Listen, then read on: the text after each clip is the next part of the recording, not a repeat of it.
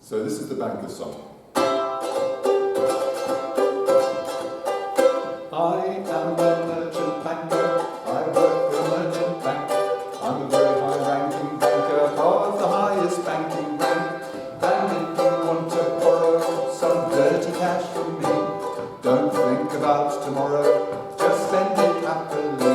No matter that it's crazy, no matter that it's cruel, there's plenty more where this came from, because it's based on fossil fuel. You can trust me, I'm a banker, with a bank that you can trust, to ignore the moral problem, because frankly we're not fussed. And if it makes you worry, because you can smell a stink, well, you better not smell our money, because it might make you think. I bought up half New Zealand and large parts of Siberia, where the rich and privileged can go, not you, because you're inferior. I've hired a private army and stocked up on supplies, so I can watch in comfort as the rest of the planet dies. I'm not making this up, folks, that is exactly what's happening. The rich and privileged know what's coming and they're making preparations. Oh yeah. When half the world has died from heat and a half is under the sea, I'll be alright, because whatever's left is going to be for me. Thank you.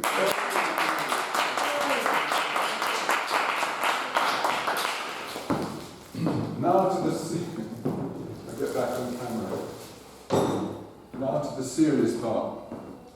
So I'm going to be talking about two things which are related. One is the growth economy, the global growth economy, which I'm sure you will know about, and the banking system, which is keeping the global south in economic slavery. And to do that, I'm going to be explaining a bit about how money works or what money is. And if you have heard this before, that's good, because you probably need to remind people. It's very difficult to retain this information. So I'll start off with the growth illusion, and then I'll talk about the debt for climate movement and how you can get involved. So, the growth illusion. There are two well-known sayings about growth. The first is attributed to American ecological philosopher Edward Abbey. Growth for the sake of growth is the ideology of the cancer cell. He said this in 1969 as a response to American real estate development in the Midwest. The second is attributed to Kenneth Boulding, an American economist and peace activist, and has also been quoted by David Attenborough. Anyone, you'll probably recognize this one, anyone who believes that exponential growth can go on forever in a finite world is either a madman or an economist. He said this in 1973 while testifying to the US Congress. Economic growth is a direct outcome of private control of the money supply. Governments are not capitalists, individuals are. And capitalism depends on constant exploitation of new resources. As George Monbiot writes in his recent book, The Invisible Doctrine, capitalism can be summed up in 3 words: boom, bust, quit. He argues that in the last 50 years, neoliberalism, that is the idea that an unregulated economy is better for everyone than a regulated economy with fair wealth distribution, has gained the ascendancy to the point that no one except fringe thinkers now question it. There is now no political party in the world that does not accept economic growth, an elected representative of a political party, who does not accept economic growth as a solution to humanity's problems. Even the UK Greens think green growth is a good idea.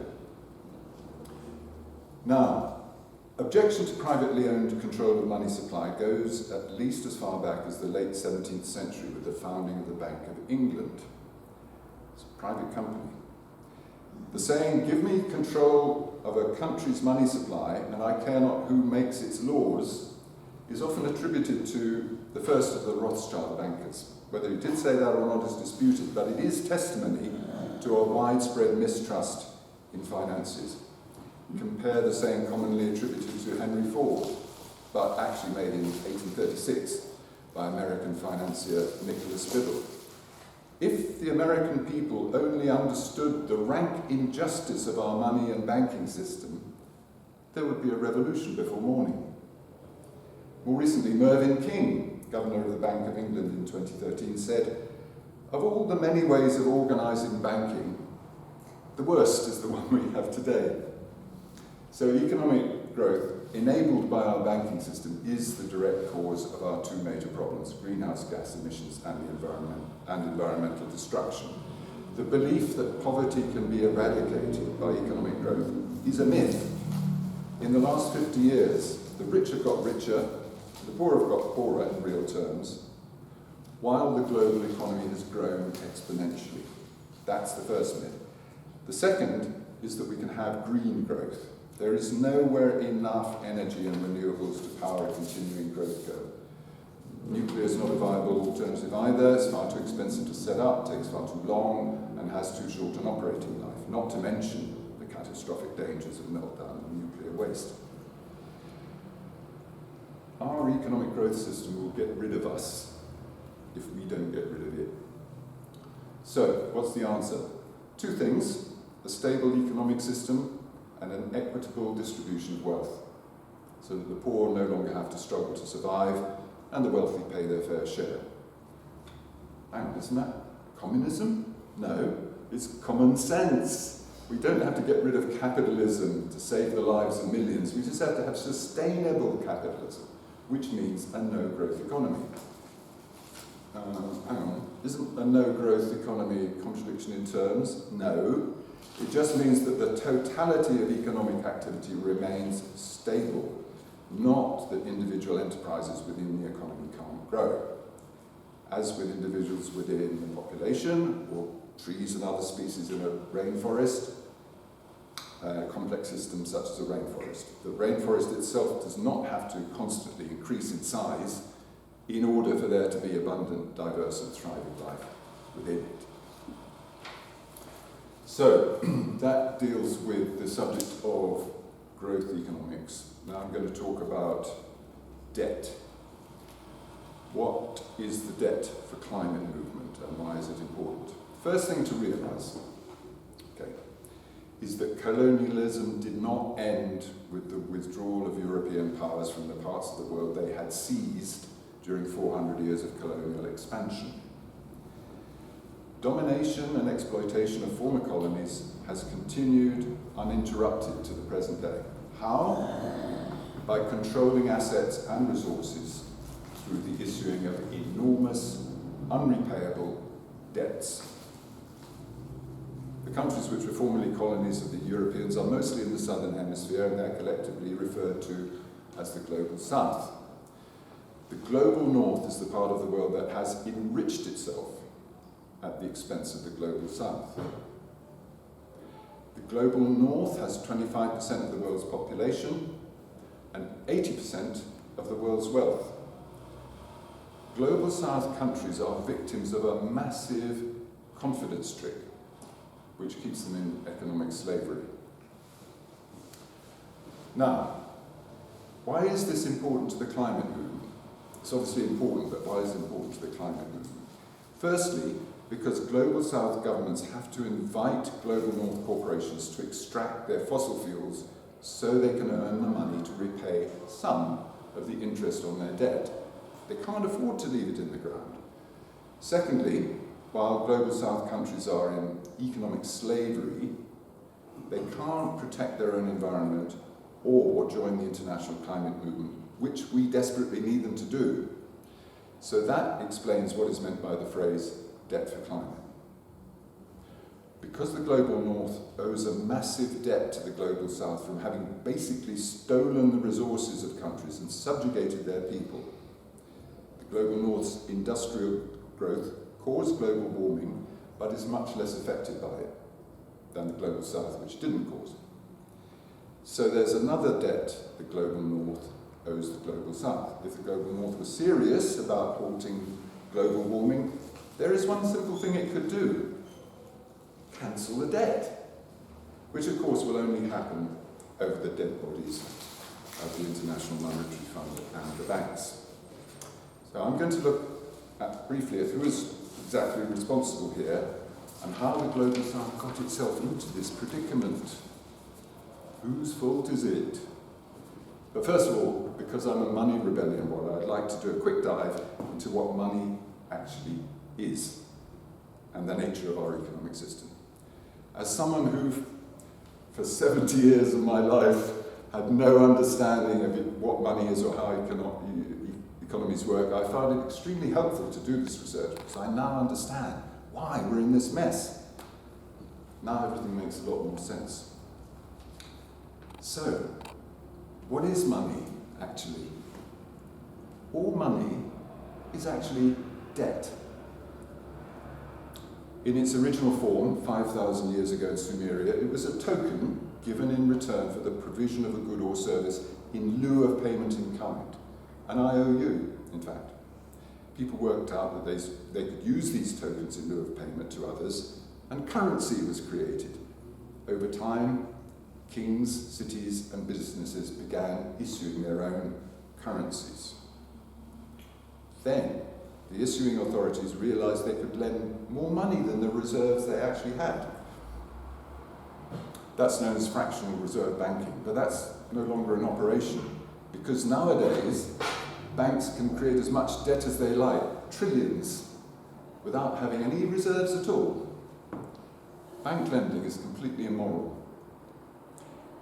If I lend you some money, I haven't created it in order to lend it to you. I've got it in exchange for a good or service that I provided to someone else. A bank, when it lends you money, is not doing it in exchange for a good or service that you're providing. The bank has done no work for that money. It's simply creating a debt and handing it to you. Now, because money is debt, when you repay a debt, you are effectively destroying money. The lending bank can't earn its interest off you because you've destroyed the debt that enables them to do so. That's why banks quite like having debts remaining as debts. They're happy to go on rescheduling the debts indefinitely, piling up the interest obligations of their debtors. Pure evil. So let's take a look at the International Monetary Fund, the World Bank, and the World Trade Organization. Here's what BBC News thinks. This is what BBC News says. The International Monetary Fund, IMF, and what is now known as the World Bank were set up to manage the post-World War II global economy. They were conceived in 1944 at a conference in Bretton Woods in the US state of New Hampshire. The IMF aims to preserve economic stability and to tackle, or ideally prevent, financial crises. Over time, its focus has switched to the developing world. The World Bank's predecessor, the International Bank for Reconstruction and Development, was set up to drive post-war recovery. Now, it is the world's leading development organization working for growth and poverty reduction. Close quotes. But the IMF and the World Bank are not working to reduce poverty. They are effectively keeping the underprivileged, low-income South in poverty. Whether they think they're doing that or not, that is what they are doing. It's no different from the mindset with which European countries competed with each other hundreds of years ago to colonize the rest of the world, to bring civilization and modernization to those poor, benighted people, bestowing European culture and ideas on them while effectively enslaving them and stealing their land and resources. The main role of the World Trade Organization, the WTO, apparently is to ease global trade by liberalizing it, eliminating tariffs and trade barriers, in other words. The effect on low-income nations with weak economies is that they are forced to compete in the same market with stronger, more established economies. Struggling to survive means that they can't afford the human rights and environmental protections that countries with strong economies can, let alone invest in renewables. No less an institution than Munich Re, the reinsurance giant, states that trade liberalisation is a direct cause of environmental degradation in developing countries. WTO is based in Geneva. The IMF and the World Bank are both based in Washington, DC. The World Bank's president is from the USA, the group's largest shareholder. It's easy to see that these organisations serve the interests of the USA and Europe, otherwise they would be based in countries like Afghanistan or Yemen. It is an updated version of good old racist colonialism. Change the name and do the same. The job of the International Monetary Fund is ostensibly to stabilise the global economy. As part of this job, it does provide loans to member countries, but these loans are primarily designed to stabilise international trade and not to benefit the countries concerned. World Bank assistance is typically long-term, funded by countries, mainly the world's richest that are members of the bank, through the issuing of bonds. The banks, those are just items of debt issued by banks, which you can buy. The bank's loans are not used as a type of bailout, as is the case with the IMF, but as a fund for projects that are supposed to help develop an emerging market nation and make it more productive economically. Again, this is undoubtedly what the World Bank thinks it's doing. But if you talk to people from those supposedly benefited countries, that's not their experience at all. The claims are not borne out by the evidence. Now, to address the question many people will be asking, why are low-income countries in so much debt? The simple answer is they've been conned into it. They are told that in order to reach the standards of affluence enjoyed by rich countries, they must borrow huge amounts of money which they can repay once their economies have grown, which never happens because they can't afford the interest payments, let alone repay the principal. The promised affluence doesn't materialise. So the debts should be cancelled, which won't hurt the lending banks in the slightest, because they created the debts out of thin air in the first place.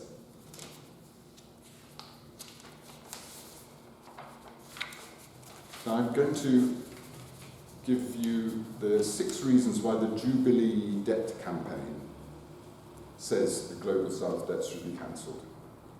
First, many indebted Global South governments want to spend more money on poverty reduction, but they lose that money paying off their debts. Just describe that. Second, the lenders knew that they gave to dictators or oppressive regimes, and thus they are responsible for their actions, not the people living in the countries of those regimes. For example, South Africa has been paying off $22 billion, which was lent to stimulate the apartheid regime. They have yet to recover from this. Their external debt has increased to $136.6 billion, while the number of people in the housing backlog has increased to 2.1 million from 1994's 1.5 million. Talking about dictators and oppressive regimes, these are all put in place and propped up by global North institutions. The only person to refuse to toe the line was Thomas Sankara, who's the first president of Burkina Faso. He said, basically, bugger off, I don't want anything to do with you and your dirty money. He was assassinated and replaced with a compliant leader. And that's not an isolated case, let me tell you. Now, the third reason, many lenders knew that a great proportion of the money they lent would sometimes be stolen through corruption. Fourth, the developing projects that some loans were intended to support were often unwisely led and failed because of the lender's incompetence. Fifth, many of the debts were signed with unfair terms, Several of the loan takers have had to pay the debts in foreign currency such as dollars, which makes them vulnerable to world market changes. The unfair terms can make a loan extremely expensive. Many of the loan takers have already paid the sum they loaned several times, or the sum they borrowed several times, but the debt grows faster than they can repay. 6, many of the loans were contracted illegally, not following proper processes. So those are 6 reasons the Jubilee Debt Campaign gives why Global South debt should be cancelled. But there is a 7th reason for cancelling out some of the debts, is that the money loaned by banks is created out of thin air, as I said earlier. Maurice Felix Charles Allais, I'm probably pronouncing his name wrong, 1988 winner of the Nobel Prize for Economics, said, "The, quote, miracles performed by credit are fundamentally comparable to the miracle a counterfeiter could perform by lending forged banknotes in return for interest. In both cases, the stimulus to the economy would be the same, and the only difference is who benefits." I'm nearly there. Some people argue against cancelling debt on the basis that it would motivate countries to default on their debts or to deliberately borrow more than they can afford, and that it would not prevent a recurrence of the problem. Moreover, investors could stop lending to developing countries entirely, and as we've seen, that might be a problem for the IMF and the World Bank, but it would go a long way towards solving the climate crisis. Now I'll close by answering the question, what can we do? Very little, in personal terms, obviously, but that's like saying personal action can do very little about the climate crisis. It's only when we put our voices and energy together to make enough of a noise and cause enough of a ruckus that things change. History has proved this over and over again. So we can start by holding in our awareness that the core driver of the climate and ecological emergency is the global economic system. Unless the economy changes, nothing will change. If the global south countries refuse to pay their debts on the basis that the global north owes them at least as much as they owe the global north, it would have a seismic effect on the global economy, which in turn would provide the opportunity for post-growth economics to come forward as a viable alternative.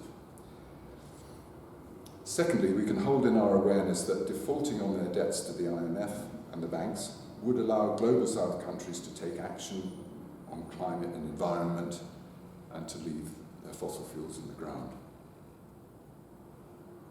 Having these 2 pictures in our understanding, we can be motivated to put our voices and our energies into the campaign to swap debt for climate and cancel global south debt. I've got 2 URLs for you here if you want to make a note of it. But that's me done.